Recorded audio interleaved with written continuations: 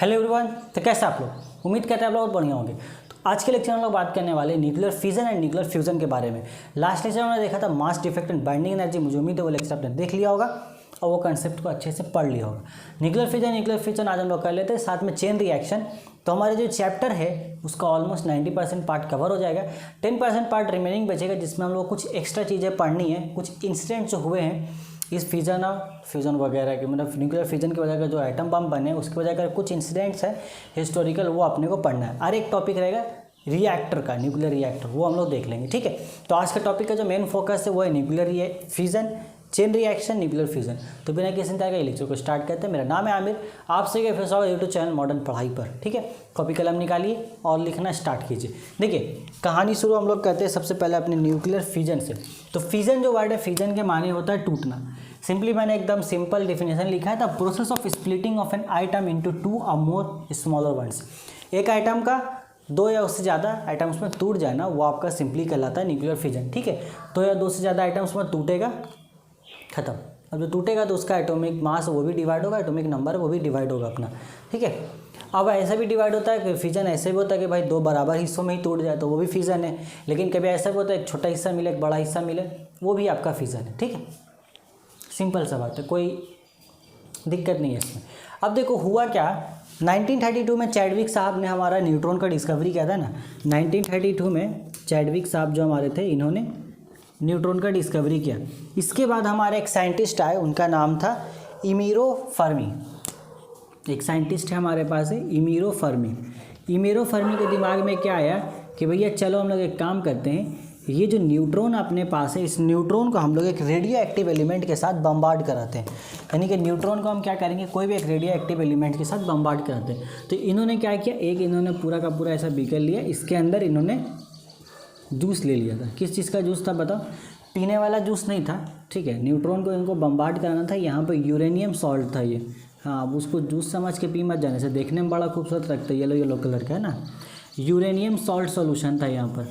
अब इसमें उन्होंने न्यूट्रॉन को डाल के बम्बार्ड करा दिया। फिर उन्होंने देखा कि अलग अलग लेवल पर जो यूरेनियम है अंदर में, वो टूट करके अलग अलग एलिमेंट्स देते जा रहा है। रिएक्शन हो रहा है बहुत सारा, उसमें नहीं जाएंगे डिटेल में, हम वो अपना चलने देते।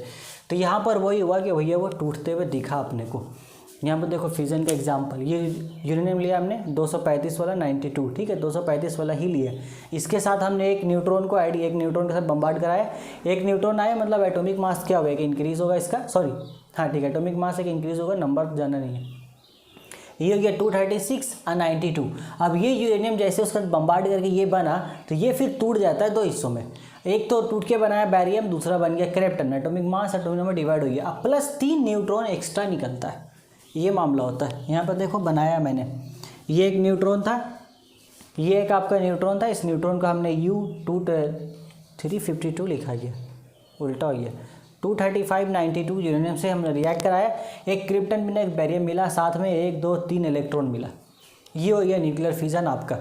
अब न्यूक्लियर फिजन बस इतना ही होता है। ठीक है, ये लिखो, इसके साथ एक न्यूट्रॉन कराया, तो ये भी हो सकता है कि ये आपका एंटीमोनी और एनबी आपको मिले साथ में। ये आपको मिल सकता है जेनन स्ट्रोंशियम साथ में मिल सकता है। इस केस में 4 न्यूट्रॉन बाहर निकलते हैं, इस केस में 2 न्यूट्रॉन बाहर निकलते हैं, 2 एक्स्ट्रा निकलते हैं। ठीक है, एक न्यूट्रॉन एक यूरेनियम आइटम से मिला तो इतना बवाल करके चला गया वो।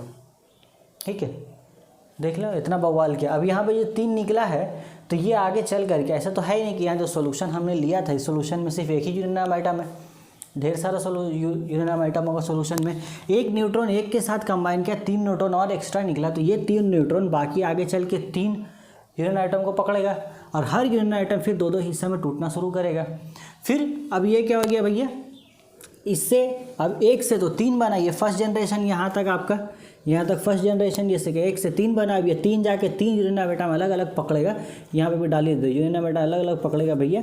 तो फिर ये 1 और 3 न्यूट्रॉन बनाएगा, ये 1 और 3 बनाएगा, ये 1 और 3 बनाएगा, 3 थे 9 चला गया वो। अब वो 9 जा करके 9 और यूरेनियम आइटम से मिलेगा।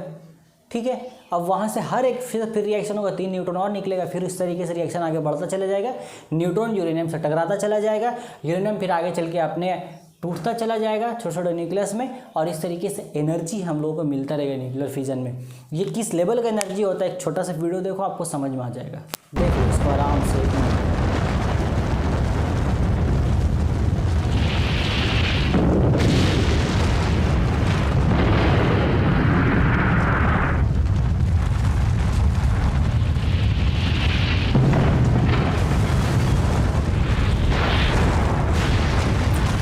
तो कैसा लगा देखिए, ये कुछ क्लिप्स थे वीडियो के जो कि हिरोशिमा नागासाकी पे जब बम गिरा था तो वहाँ से इस तरह का डिस्ट्रक्शन उस वक्त हुआ था, वहाँ से कुछ क्लिप्स दिखाया गया।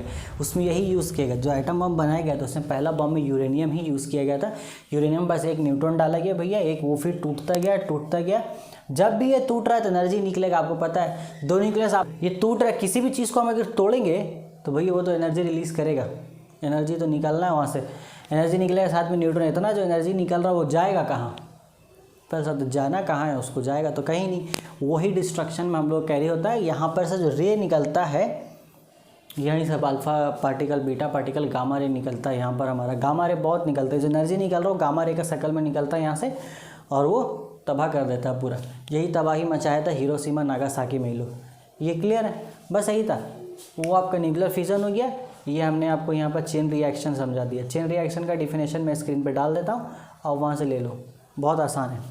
इसके बाद आगे बढ़ते हैं न्यूक्लियर फ्यूज़न की तरफ। मिटा देते इसको, है ना, कुछ नहीं, मिटाते इसको। न्यूक्लियर फ्यूज़न उल्टा है the process of combining two और मोर न्यूक्लियस टुगेदर। दो या दो से ज़्यादा न्यूक्लियस अगर आपस में कंबाइन कर जाते हैं, एक साथ आ जाते हैं, तो वो हमारा न्यूक्लियर फ्यूज़न कहलाता है। ठीक है, देखो हमारे